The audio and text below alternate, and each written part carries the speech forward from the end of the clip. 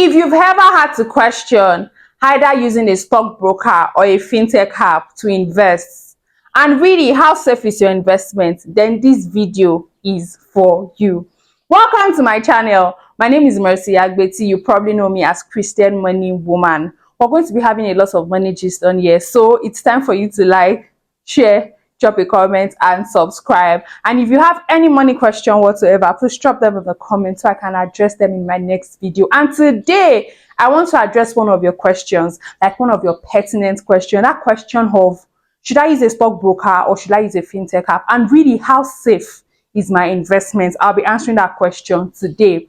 But before we get into it, let's understand who is a stockbroker, or what is a stockbroker, and what is a fintech app. Who is a stockbroker and what is a fintech app? A stockbroker is simply someone, a person who manages your investment portfolio for you, as in someone who buys and sells your shares for you, manages it for you, your securities, your shares, your investment, literally a person who does that for you. Now, what's a fintech app? Simply put, a fintech app is simply, fintech originally itself is just a combination of two words, which is financial technology. So a fintech app is simply a technological application that is used to manage financial services. So if we understand this, it simply means that a fintech app is just an application that is doing what a stockbroker is doing, what a person is doing. But now an application, a technological application, is now doing the work of a physical person. Now let me put this story so that you understand or relate better. I remember when I was growing up, the secondary school I attended, Commande Secondary School Ikeja, for us to pay our tuition fee, my dad had to give me the cash. I had to go to the bank. I paid it and filled a teller. I paid it in the banking hall over the counter. I had to fill a teller, and then I'll take a copy of that teller back to the school cashier who was going to input it and then write a receipt to give me. That was my evidence of payments. That's to show that I have paid my tuition fee. Now, recently, I was having a conversation with a younger cousin of mine who somehow is attending the same school presently. And I asked her, like, what's the mode of payments like these days? And she told me there's an account number now. And all you have to do is just pay. Like, you can pay via your mobile banking app, and then there's a WhatsApp number that you can forward your proof of payments to with your credentials, or what would I call it, your name, your registration or your school registration number, your class, and all of those things. And then you can be issued a receipt, like just online, virtually, like that. So what that means is, what I was doing while I was younger, some 15 years ago, what I was doing manually, that I had to go to the bank to meet with a cashier in the banking hall for me to carry physical cash, they do all of those things, all of those paperwork. Now it can be done using a mobile phone, a mobile application, say a banking app or whatsoever. So that's the same thing it is when it comes to stockbroker and fintech app. I hope you understand. Now let's get into it. Which one is actually more convenient? Like, in all sincerity, you would agree with me that fintech app is actually more convenient. Literally, it's more convenient. Like, you just don't have to go through all of those paperwork. And then I like it because there's this speed and simplicity. Just like I said, instead of you having to walk into a physical banking hall, having to go through all of that paperwork, filling this, speaking with the stockbroker, doing this, doing that, you can do all of that using a mobile phone. You can just do all of that. You don't have to travel all the way down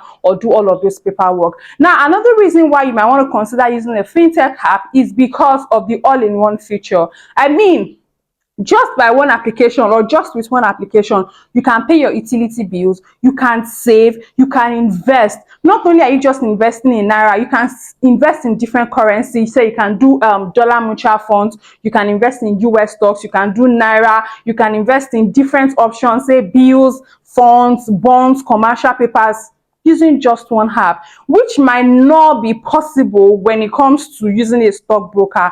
You might need to go to a different bank, a commercial bank, to save. You might need to go to an investment bank to invest. You might even need to go to another bank to invest in another currency and do all of this paperwork. So I believe it is fintech app is actually better because of its all-in-one feature.